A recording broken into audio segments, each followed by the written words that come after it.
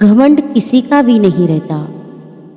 टूटने से पहले गुल्लक को भी यही लगता है कि सारे पैसे उसी के हैं। घमंड को लेकर एक बहुत ही प्यारी कहानी है।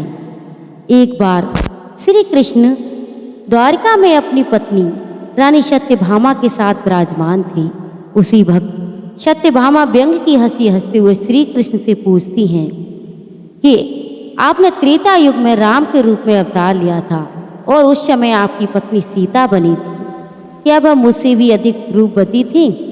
श्री कृष्ण सत्यभामा का प्रश्न सुनकर कुछ कहने ही वाले थे कि गरुड़ ने भी उनसे प्रश्न किया, प्रभु क्या कोई इस संसार में है जो मुझसे भी तेज उड़ सकता है? इसी बीच सुदर्शन चक्र ने भी पूछा, भगवान मेरी भी वजह से आपने कितनी बार शत्रुओं का नाश किया है, क्या मुझसे भी अधिक शक्तिशाली कोई है?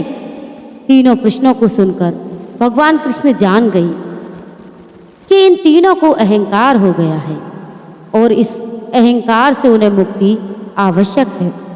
तभी श्री कृष्ण को एक युक्ति सूझी।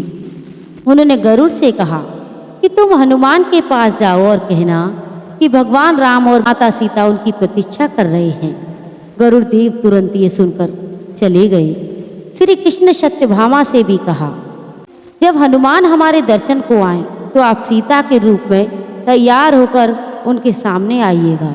साथ ही सुदर्शन चक्र को आदेश दिया, तुम महल में प्रवेश द्वार पर खड़े हो जाओ और ध्यान देना कि मेरी आज्ञा के बगैर कोई भी महल में प्रवेश ना करे। सुदर्शन चक्र तुरंत मान गए और प्रवेश द्वार पर जाकर खड़े हो गए। उधर श्री कृष्ण भगवान राम के रूप में आ गए। दूसरी तरफ गरुड़ देव हनुमान जी के पास पहुंचे और उनसे कहा कि हे वानर श्रेष्ठ प्रभु श्री राम और सीता आपको द्वारका के दरबार में बुला रहे हैं। आप मेरे साथ चलिए, मैं तुरंत ही आपको पहुंचा दूंगा। हनुमान जी ने सादर भाव से कहा कि आप आगे चलिए बंधु, मैं आता हूँ। गरुड़ देव ने सोचा कि हनुमान जी तो कितने बूढ़े हैं, पता नहीं कब तक पहुँचेंगे। मैंने तो अपने प्रभु की आज्ञा का पालन कर दिया, अब इन्हें आना होगा, ये तब आएंगे।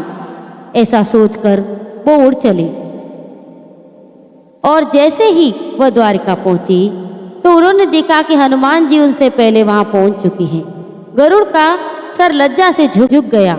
हनुमान जी आगे बढ़े तो श्री कृष्ण ने के राम के अवतार को देखकर प्रणाम किया। श्री कृष्ण ने कहा, हनुमान तुम अंदर कैसे आए? क्या किसी ने तुम्हें द्वार पर रोका नहीं? इस पर हनुमान जी ने अपने मुख से सुदर्शन चक्र बाहर निकाल कर रख दिया। हनुमान जी ने कहा, प्रभु आपको मिलने से मुझे कौन रोक सकता है? चक्र ने थोड़ा प्रयास किया था, इसलिए मैंने इसे मुंह में दबा लिया। भगवान मुस्कुराने लगी। सत्यभामा अभी भी सीता के रूप में हनुमान के सामने बैठी थी। हनुमान जी ने तुरंत श्री कृष्ण से कहा, हे प्रभु आपको तो मैं पहचानता हूँ, आप श्री कृष्ण हैं और मेरे प्रभु राम भी, लेकिन माता सीता के स्थान पर आपने किस दासी को इतना सम्मान दे दिया है कि वो आपके साथ सिंहासन पर विराजमान है। इतना सुनते ही सत्यभामा की आंखें भर आईं और उनका घमंड चूर चूर हो गया। साथ ही सुदर्शन और गरुड़ भी लज्जित हो गए और उन्हें समझ में आ गया कि वो घमंड में अंधे हो गए थे, जिसका टूटना विश्वसीय था। वो तीनों प्रभु की लीला समझ गए। दोस्तों, किसी का अहंकार तोड़ने में ईश्वर देर नहीं करता, घमंड किसी का नहीं रहता। कितनी प्यारी बात कही है किसी ने कि अहंकार में तीन गए, धन वैभव और वंश, न मानो तो देख लो रावण कौरवों का वंश।